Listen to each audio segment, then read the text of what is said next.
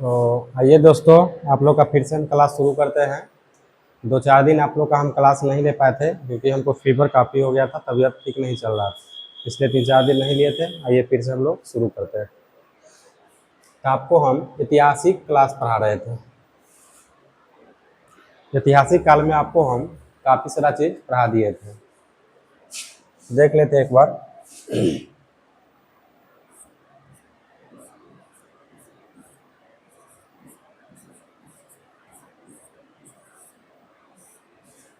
ऐतिहासिक काल,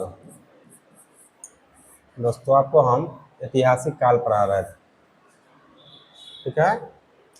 ऐतिहासिक काल में आपको हम तो पुरातात्विक स्रोत बता दिए थे। पुरातात्विक, उसके बाद बता दिए थे विदेशी स्रोत भी कुछ बताए थे।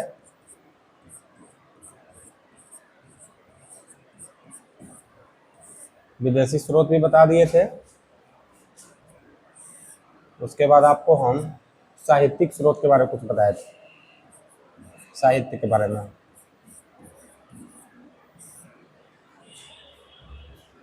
तो पुरातात्विक में आपको हम जैसे सिक्का के बारे में बता दिए थे, अभिलेख के बारे में बता दिए थे, और विदेशी यात्री में आपको हम काफ़ी चीज़ बता दिए थे।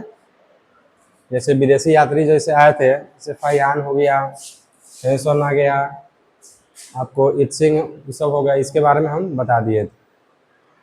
आगे हमको साहित्यिक स्रोत के बारे में कुछ बताना था। तो साहित्यिक स्रोत में दोस्तों आपको हम धार्मिक चीज़ के बारे में बताए थे। इस धार्मिक में वो गैर धार्मिक होता है, वो धार्मिक होता है।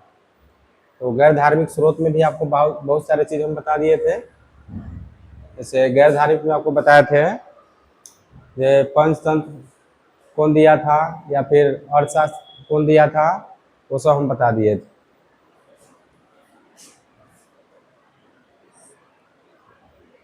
देखिए, धार्मिक स्रोत में आपको गैर धार्मिक बता दिए थे हम।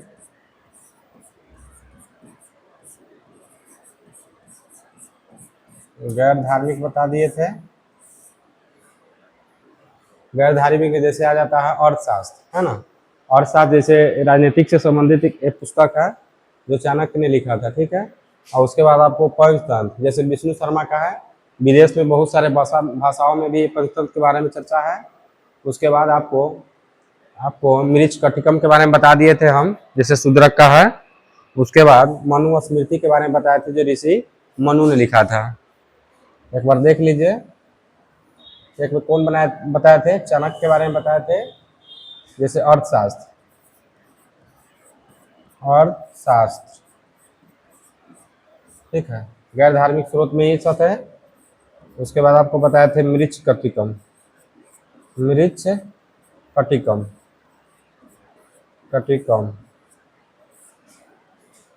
ये बता दिए थे आपको मृच्छ कटिकम के बारे में।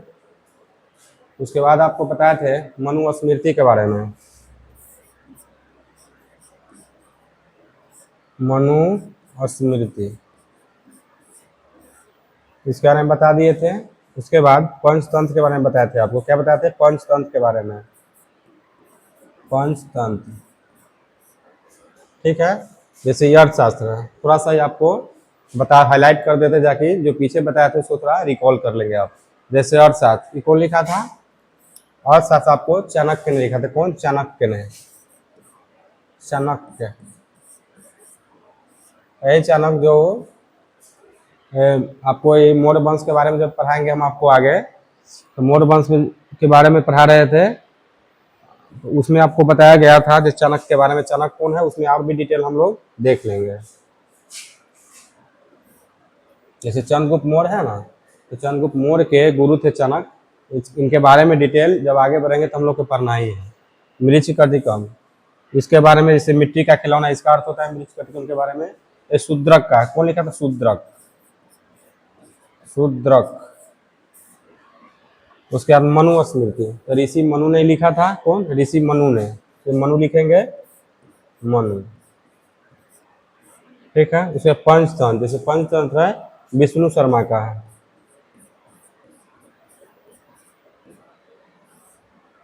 विष्णु शर्मा। तो दोस्तों आपको हम इस चीज़ बता दिए थे। आज हमको आगे हमको बताना था किसके बारे में, आज आपको हमको धार्मिक स्रोत के बारे में बताना था, धार्मिक स्रोत के बारे में।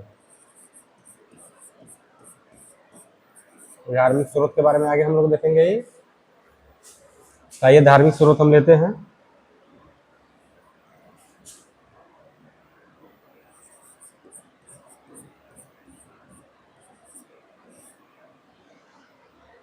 हेडिंग देंगे धार्मिक स्रोत। तो धार्मिक स्रोत में आपको हम वेद के बारे में हल्का फल्का बताए थे आपको। उसी आवर में आपका क्लास जो हम ड्रॉप कर दिए थे तबीयत खराब होने की वजह से, आज आपको वहीं से हमको शुरू करना है। तो धार्मिक स्रोत में सबसे पहले हम देखेंगे वेद के बारे में, ठीक है। धार्मिक स्रोत में भी लोग देखेंगे हम लोग, धार्मिक स्रोत में भी वो गैर धार्मिक होता है, ठीक है, वो धार्मिक होता है। तो गैर धार्मिक तो हम लोग देख लिए हैं, अब हमको धार्मिक स्रोत के बारे में देखना है। धार्मिक स्रोत में हम लोग देखेंगे तो इसमें जैन, बौद्ध और हिंदू तीनों धर्म के बारे में इसमें चर्चा है धार्मिक स्रोत में। इसको जैन, बौद्ध और हिंदू धर्म के बारे में, या उसको ब्राह्मण धर्म भी कह सकते हैं। जैसे इसमें था सबसे पहले बौद्ध के बारे में हम लोग पढ़े थे, जैन बौद्ध दोनों के बारे में पढ़ लिए थे। जैन के बारे में पढ़े थे, उसके बाद हम लोग बौद्ध के बारे में पढ़े थे। किसके बारे में? बौद्ध धर्म के बारे में, बौद्ध धर्म के बारे में हम लोग पढ़े थे। उसके बाद हमको पढ़ना था आज हमको ब्राह्मण धर्म के बारे में। किसके बारे में? ब्राह्मण धर्म है, उसको हिंदू धर्म भी बोलते हैं। ब्राह्मण धर्म है ना। तो ब्राह्मण धर्म किसको करेंगे? वैसा धर्म जिसका कहीं ना कहीं संबंध हिंदू धर्म से है, उसी को हम लोग क्या कहेंगे? ब्राह्मण धर्म। तो हेडिंग हम लोग देंगे ब्राह्मण धर्म। तो इसका संबंध किससे है? हिंदू धर्म से है। इसके बारे में हम बता चुके हैं आपको, जैन धर्म के बारे में हल्का हल्का आपको हाईलाइट कर दिए हैं। इसके बारे में चैप्टर हमको जैन धर्म के पढ़ना है और बौद्ध के भी पढ़ना है हमको। तो जैन धर्म में आपको थोड़ा बहुत हम बता दिए थे, जैसे 14 पूर्वा हो गया, अंग हो गया, इसके बाद उपांग हो गया, इस सबको बता दिए थे। और उसके बाद बौद्ध धर्म में आपको बता दिए, जैसे जातक हो गया, त्रिपिटक हो गया, ललित विस्तार हो गया, इस सब के बारे में आपको हम बता दिए थे। आज आपको बताना है ब्राह्मण धर्म के बारे में। अब लिखना चाहेंगे तो लिख सकते हैं, वैसा धर्म जिसका संबंध कहीं न कहीं हिंदू धर्म से है, ठीक है, उसको हम ब्राह्मण धर्म कहते हैं। लिखेंगे थोड़ा, वैसा धर्म जिसका संबंध हिंदू धर्म से है, हिंदू धर्म से है,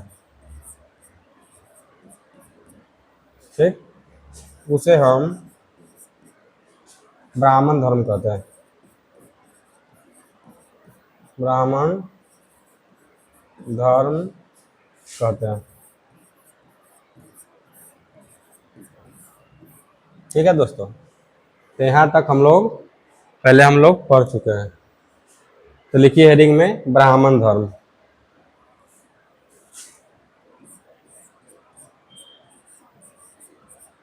ब्राह्मण धर्म। तो ब्राह्मण धर्म में हम लोग क्या देखेंगे?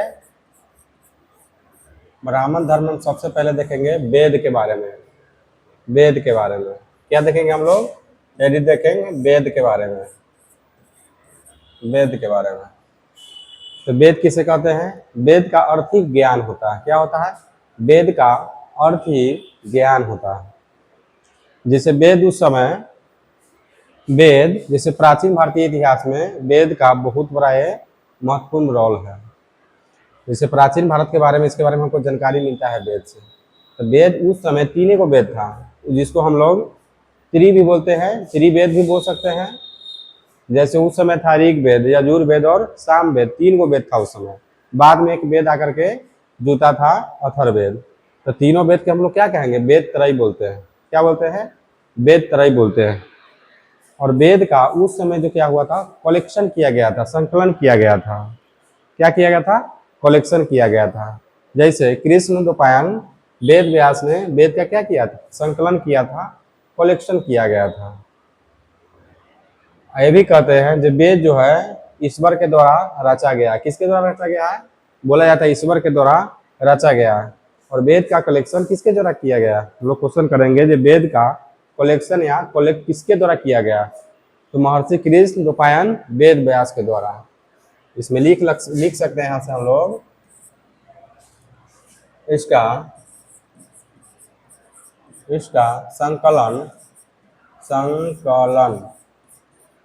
इसका संकलन लिखेंगे द्वैपायन वेद व्यास। द्वैपायन वेद व्यास के द्वारा किया गया। द्वैपायन वेद व्यास के द्वारा किया गया था। ठीक है दोस्तों, तो वेद का संकलन या कलेक्शन किसके द्वारा किया गया था? तो इसका कलेक्शन जो है द्वैपायन वेद व्यास के द्वारा किया गया था। वेद को हम लोग वेद त्रय भी कहते हैं। वेद को हम लोग क्या कहते हैं? वेद त्रय भी कहते हैं। वेद को अपुरुषय भी कहा जाता है। ठीक है, लिखेंगे हम लोग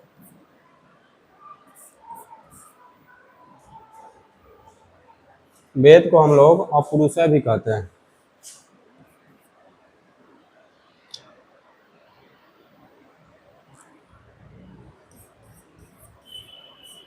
वेद को अपुरुषय भी कहते हैं। अपुरुषय भी कहते हैं।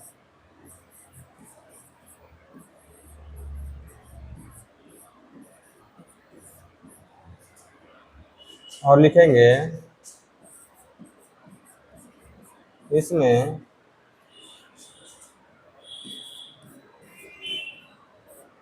तीन वेद होने के कारण इसे वेद त्रय भी कहते हैं। क्या कहते हैं? वेद त्रय भी कहते हैं। वेद त्रय भी कहते हैं। क्या कहते हैं? वेद त्रय भी कहते हैं। ठीक है, वेद त्रय भी कहते हैं। त्रय भी कहते हैं।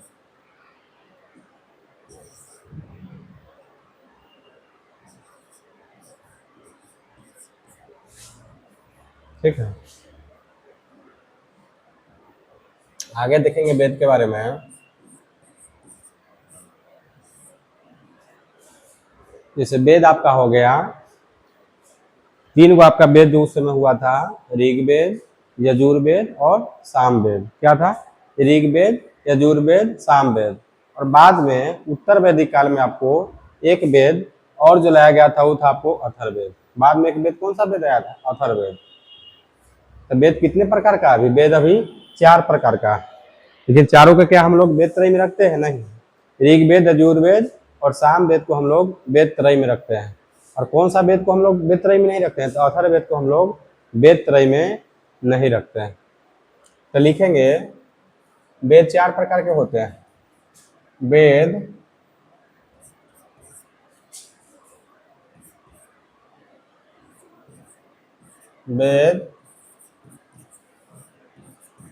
4 प्रकार का।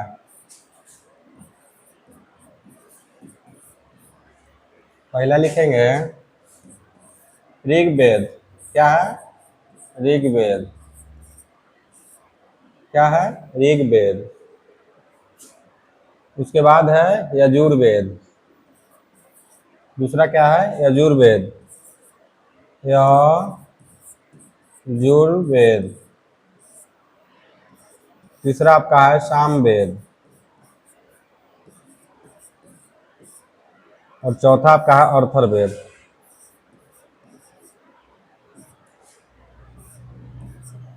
अथर्ववेद।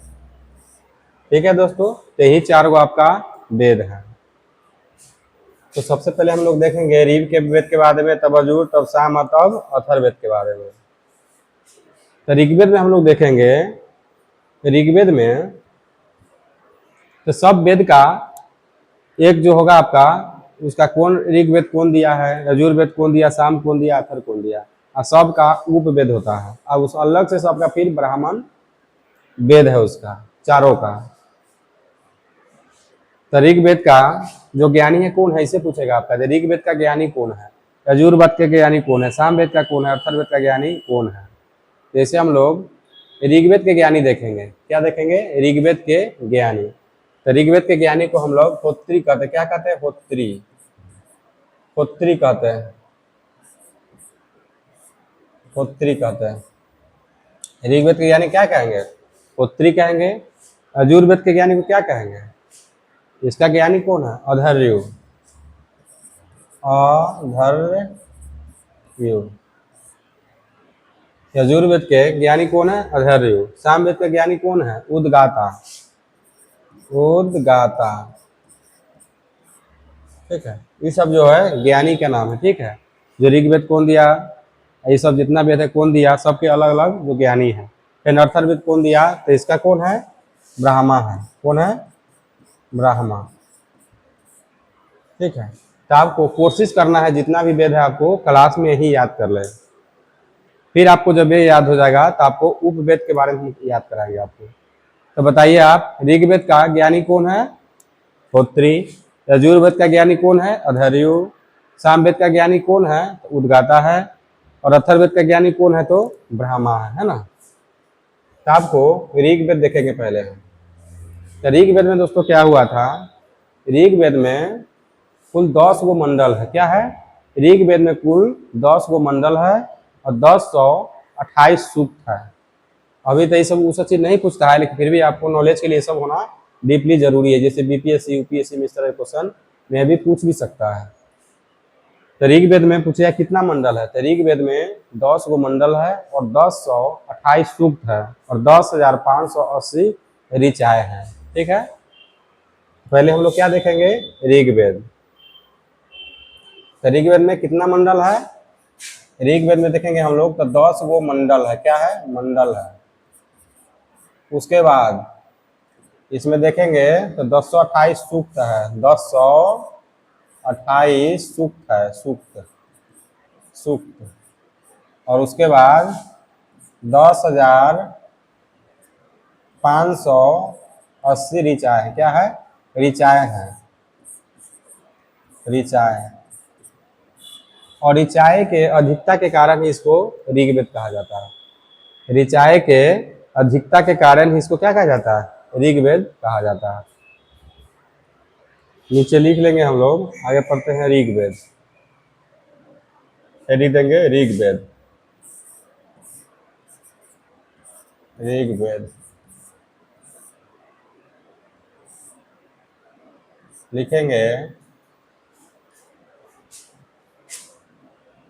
ऋग्वेद के ज्ञानी को, ऋग्वेद के ज्ञानी होत्री है। कौन है, होत्री, होत्री है।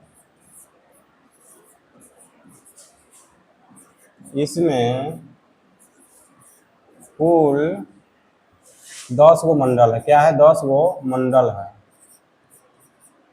एवं 1028 सूक्त है। 1028 क्या है, सूक्त है, सूक्त।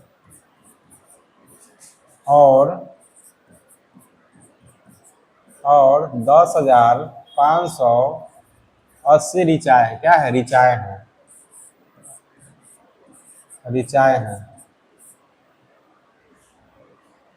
लिखेंगे 10,580 ऋचाएं के कारण, या इसे लिखेंगे ऋचाओं के अधिकता के कारण। लिखाएंगे ऋचाओं के अधिकता के कारण, इसे ऋग्वेद कहते हैं, ऋग्वेद कहते हैं।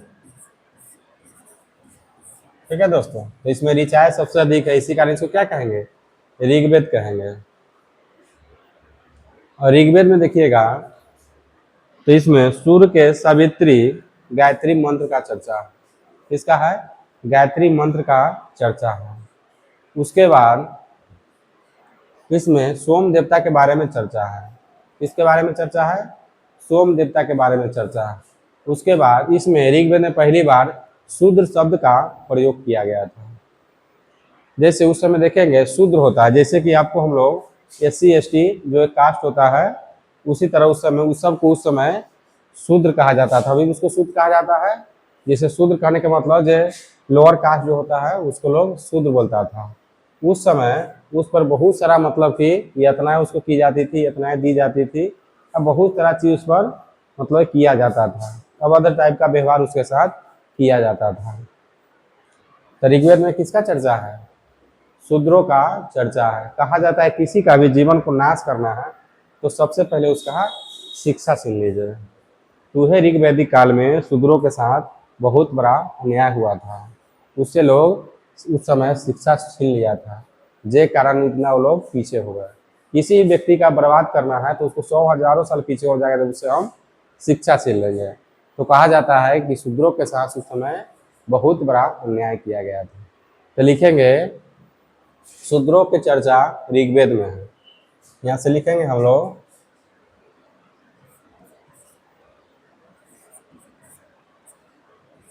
शूद्रों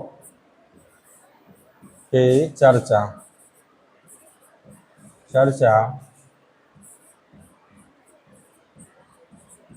ऋग्वेद में है। और लिखेंगे सूर्य का समर्पित गायत्री मंत्र का चर्चा।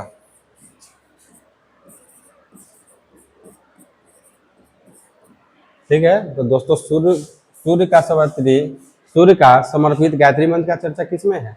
ऋग्वेद में है। इसके बाद लिखेंगे इसमें ऋग्वेद का पहला और 10वां मंडल जो है वो सबसे बाद में लिखा गया है। लिखेंगे ऋग्वेद का पहला एवं 10वां मंडल, ऋग्वेद का पहला एवं 10वां मंडल सबसे बाद में लिखा गया है। बाद में लिखा गया है। तो दोस्तों ये नोट करते चलेंगे। फिर आगे इसमें हम देखेंगे हम लोग सबसे पहले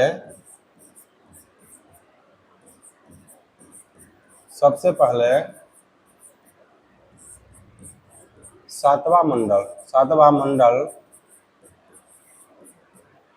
मंडल को लिखा गया था।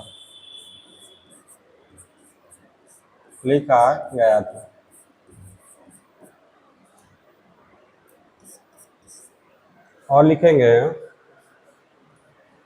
9वें मंडल में, ऋग्वेद के 9वें मंडल में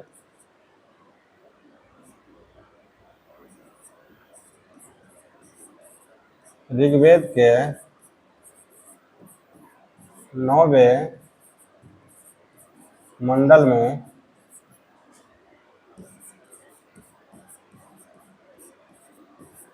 सोम देवता का चर्चा है जो जंगल का देवता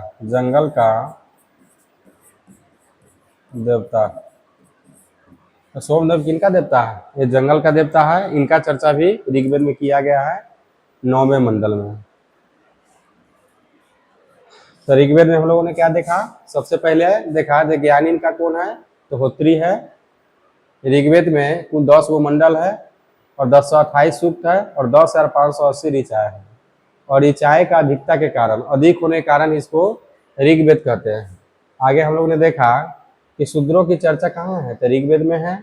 उसके बाद सूर्य का समर्पित गायत्री मंत्र का भी इसमें चर्चा है, तीसरे मंडल में वो है।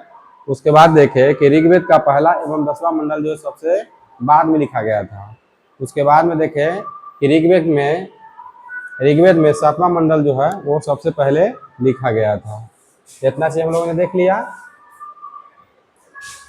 और उसके बाद देते हैं ऋग्वेद का उपवेद देख लेते हैं। इसमें जैसे वेद है ना ऋग्वेद, इसमें इसका उपवेद भी है। क्या है? उपवेद भी है। जैसा ये देखते हैं, आपको डिटेल इसका देखते हैं। आ गया, यहाँ लिखते हैं ऋग्वेद, ऋग्वेद है ना। ऋग्वेद का उपवेद भी है। क्या है? ऋग्वेद का उपवेद, उपवेद। तो ऋग्वेद का उपवेद क्या है? आयुर्वेद। ऋग्वेद का उपवेद आयुर्वेद है, आयुर्वेद।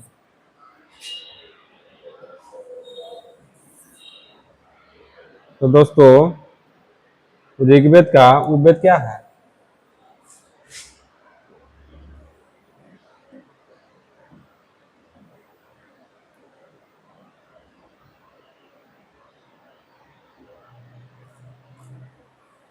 ऋग्वेद का उपवेद क्या है? आयुर्वेद।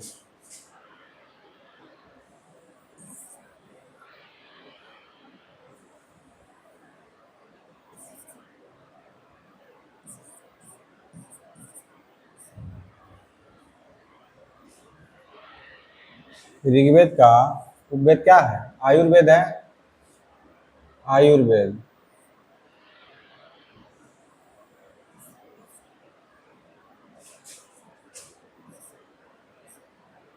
ऋग्वेद का उपवेद क्या है? आयुर्वेद। कहीं लिखेंगे आयुर्वेद, हेडिंग देंगे आयुर्वेद, आयुर्वेद।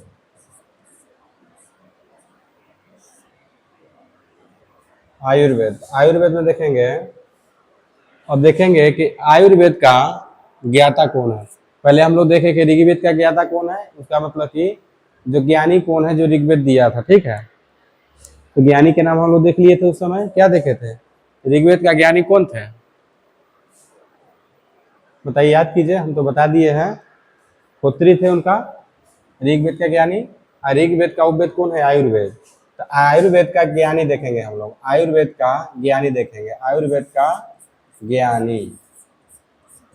ठीक है दोस्तों, तो आयुर्वेद का ज्ञानी कौन है? प्रजापति। कौन है? प्रजापति, प्रजापति। ऋग्वेद का ज्ञानी कौन है? प्रजापति। पूछेगा आपको कि ऋग्वेद का ज्ञानी कौन है? प्रजापति।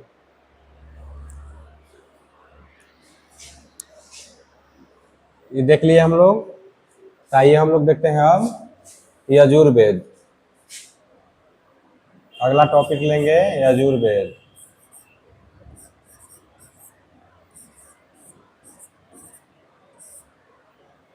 यजुर्वेद,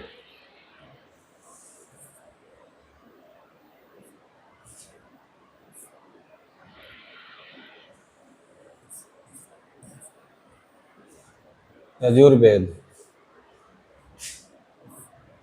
देखिए, यजुर्वेद दोस्तों ऐसा वेद है जो गद और पद दोनों में है। किसमें है? गद और पद दोनों में है। यजुर्वेद का ज्ञानी कौन है? अधर्यु। तो लिखेंगे यजुर्वेद का ज्ञानी, यजुर्वेद का ज्ञानी अधर्यु। कौन है? अधर्यु,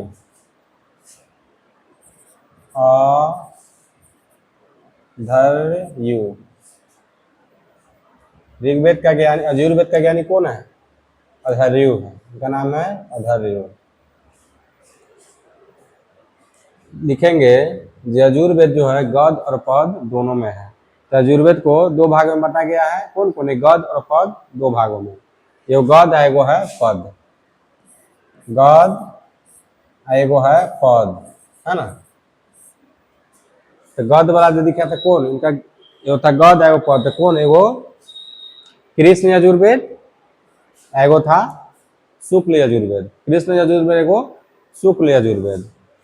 तो ये गद वाला थे कृष्ण यजुर्वेद। क्या था? कृष्ण यजुर्वेद, कृष्ण यजुर्वेद। और ई वाला जो भाग था आपको पद वाला, यह था शुक्ल यजुर्वेद, शुक्ल यजुर्वेद। ठीक है, ये दो भागों में यजुर्वेद है, कृष्ण यजुर्वेद और शुक्ल यजुर्वेद।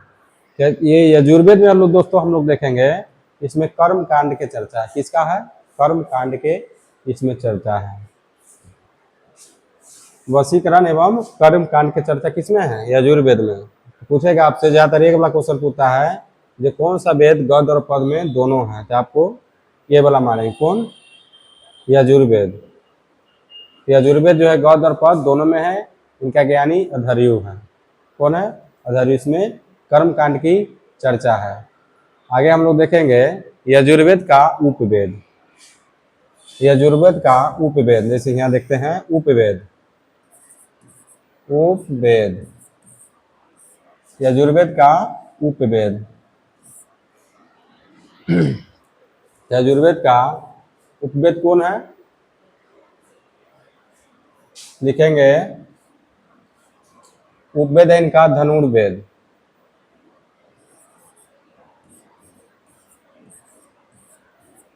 धनुर्वेद है, ठीक। इसका ज्ञानी कौन है? इसका ज्ञानी कौन है? फिर इनका भी तो ज्ञानी होगा भाई, उपवेद है तो। धनुर्वेद का ज्ञानी कौन है, अब ये देखेंगे। लिखेंगे धनुर्वेद का ज्ञानी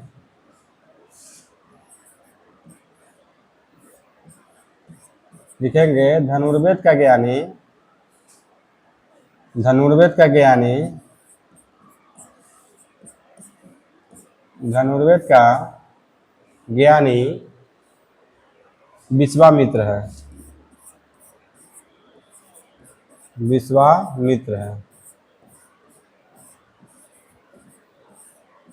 ठीक है दोस्तों, तो यजुर्वेद हम लोगों ने देख लिया, इनका उपवेद भी देख लिया। यजुर्वेद का उपवेद कौन है? तो धनुर्वेद है। और धनुर्वेद का ज्ञानी कौन है? तो विश्वामित्र है। यह से यजुर्वेद है, ऐसे धनुर्वेद। जैसे विश्वामित्र जो राम जी के गुरु थे, वो धनुर्विद्या सिखाते थे, यही धनुर्वेद है। तो धनुर्वेद के ज्ञानी कौन है? विश्वामित्र। यजुर्वेद देख लिए, अगला देखते हैं सामवेद। तीसरा वेद कौन सा वेद था? सामवेद। सामवेद, तीसरा वेद कौन है? सामवेद। ठीक है दोस्तों, तो सामवेद को भारतीय संगीत का वेद कहा जाता है। आपका वेद जो है सामवेद, इसी में से आपको भारतीय संगीत का जन्म हुआ था। तो भारतीय संगीत का वेद कौन है? सामवेद। जैसे आपको सातों स्वर का इसमें चर्चा है। जैसे गीत में सा रे गा मा पा धा नी जो होता है, सातों के सातों जो स्वर है इस यही से मिला है। सा रे गा मा पा धा नी, सोचे नी तक छोड़ेंगे, ये सब किसमें मिलता है? सामवेद में। इसलिए इसको संगीत का वेद भी कहा जाता है। क्या कहा जाता है? संगीत का वेद।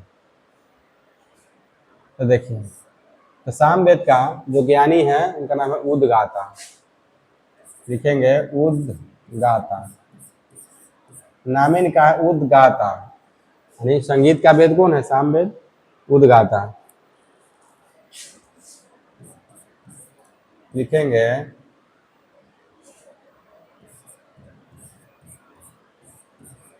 संगीत का वेद सामवेद को कहा जाता है।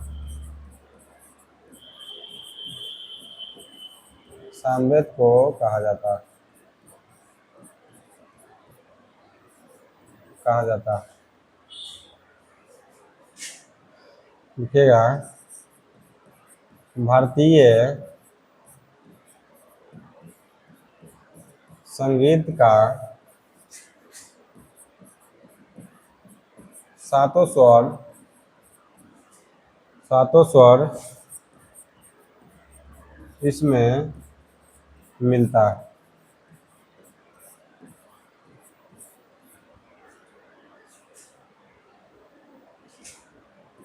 जैसे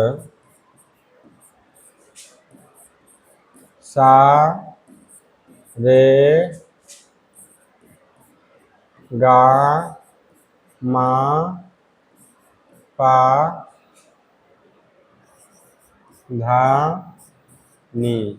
देखिए है ना, 1 2 3 4 5 6 7 सातों स्वर जो संगीत कैसे मिल रहा है, इसे मिलता है सामवेद में। और सामवेद का ज्ञानी कौन है, उद्गाता है। ये याद रखिएगा, खास करके जरूर याद रखिएगा। आप आपसे पूछ सकता है भारतीय संगीत का जन्मदाता कौन सा वेद को कहा जाता है, तो क्या मारेंगे, सामवेद। अब देखिए दोस्तों, अब देखेंगे सामवेद का भी अलग एक उपवेद होगा, उपवेद। सामवेद का उपवेद, उपवेद। तो सामवेद का उपवेद क्या है, सामवेद का उपवेद है गंधर्व वेद। क्या नाम है उसका, गंधर्व, गंधर्व वेद। सामवेद का उपवेद क्या है, गंधर्व वेद, गंधर्व वेद है। और गंधर्व वेद का ज्ञानी के नाम है, आप इतना शॉर्ट में लिख लीजिएगा, गंधर्व वेद का ज्ञानी के नाम है नारद, नारद। ठीक है दोस्तों, यही आपका उपवेद। आप याद करते चलेंगे, ये सामवेद का उपवेद का क्या नाम है, तो क्या बोलेंगे आप, गंधर्व वेद। और गंधर्व वेद का ज्ञानी कौन है, तो ये नारद जी है। यजुर्वेद बताए थे, यजुर्वेद का उपवेद क्या था, वो आप याद रखेंगे। जैसे धनुर्वेद, अब धनुर्वेद का ज्ञानी कौन था, तो उसमें आपको हम बताए थे विश्वामित्र। अब आपको बच जाता है लास्ट में अथर्ववेद। कौन सा वेद, अथर्ववेद।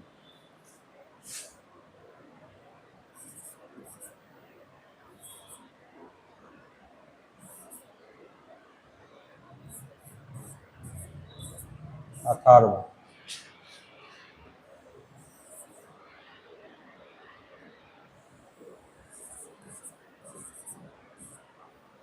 अथर्ववेद, अथर्ववेद लिख देंगे यहाँ, अथर्ववेद, अथर्ववेद। तो सबसे अंतिम वेद कौन है, अथर्ववेद। तो तीन को ऊपर जो देखे थे, ऋग्वेद, यजुर्वेद, सामवेद में, तो वेद त्रय थे, और ये वेद त्रय में नहीं है। अथर्ववेद के ज्ञानी का क्या नाम है, अथर्ववेद का ज्ञानी के नाम है ब्रह्मा। अथर्ववेद का ज्ञानी के नाम है ब्रह्मा, ब्रह्मा। अथर्ववेद का ज्ञानी के क्या नाम है, ब्रह्मा नाम है। लिखिएगा, अथर्ववेद चारों वेद में सबसे बाद का वेद है। अथर्ववेद चारों वेद में सबसे बाद का वेद है। इसको वेद त्रय में नहीं रखते हैं। देखिए यहाँ से,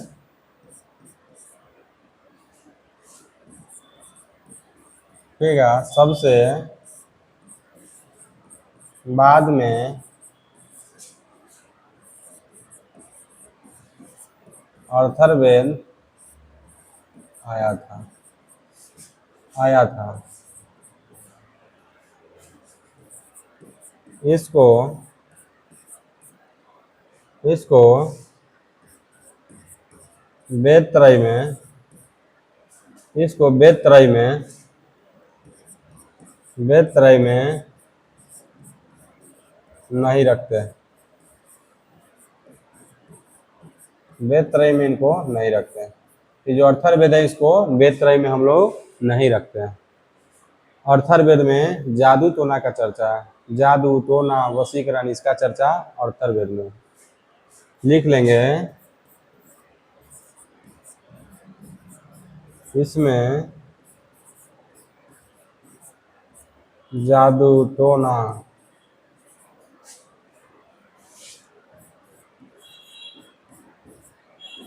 वशीकरण,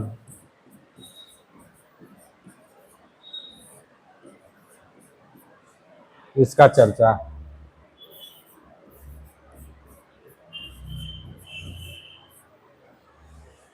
ठीक है, अब अथर्ववेद का उपवेद देखेंगे हम लोग। अर्थरवेद का उपवेद, यहाँ लिखेंगे उपवेद, उपवेद। उपवेद में कौन है अर्थरवेद का? गोपद। इसका अर्थरवेद का ब्राह्मण जो वेद है उसका है वो है गोपद, और इसका उपवेद जो है शिल्प है। क्या है? शिल्प, शिल्प है। और फिर शिल्प में जो है उपवेद इसका शिल्प है, और शिल्प वेद का ज्ञानी जो है वो विश्वकर्मा, विश्वकर्मा। इसका ज्ञानी जो देखेंगे हम लोग, ज्ञानी, तो ज्ञानी कौन है? विश्वकर्मा। नीचे लिख लेंगे ज्ञानी विश्वकर्मा। तो अर्थरवेद का उपवेद क्या है? अर्थरवेद का उपवेद है शिल्प वेद, है ना? शिल्प वेद कर लेंगे यहाँ वेद, ठीक है।